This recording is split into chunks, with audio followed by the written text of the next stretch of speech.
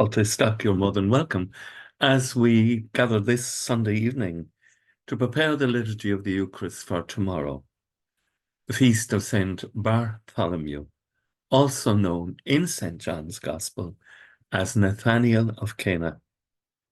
One of the 12, it is believed that he became a missionary in India and he laid down his life for Christ. There are notes about him under the video and a link to an article if you'd like to know more. The first reading tomorrow is taken from the 21st chapter of the book of Revelation, or the book of the Apocalypse. And in it, we're shown the new Jerusalem, the new kingdom of God, the new city of God. The angel gives the invitation to John, "Come here and I will show you the bride that the Lamb has married." And the city walls stand on 12 foundation stones. Each one bore the name of one of the 12 apostles of the Lamb. This is the church, the new kingdom of God, where God reigns and where people are open to receive the Spirit and grow in the love of God. The psalm tomorrow, Psalm 144, reminds us of the generous love of the Lord, who is married to the church. He is close to all who call him, who call on him from their hearts.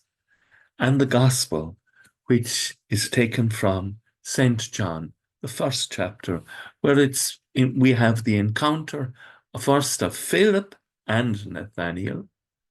Nathaniel is skeptical about Christ because he's come from Nazareth in Galilee. Can anything good come from there? Philip handles this wonderfully. He just says, come and see. See for yourself. And we need to invite more people into experience, to taste and see the wonders of the sacraments and the wonders of our celebrations and the wonders of our prayer meetings and the wonder of our hours of adoration. Invite people with that simple phrase, "Come and see for yourself." It's very powerful. And so he goes to see for himself and he encounters Jesus. And he's amazed that Jesus already knows him. And Jesus replies that he'd seen him under the tree. To which he replied, "Rabbi, you are the Son of God, you are the King of Israel," which seems a little disproportionate.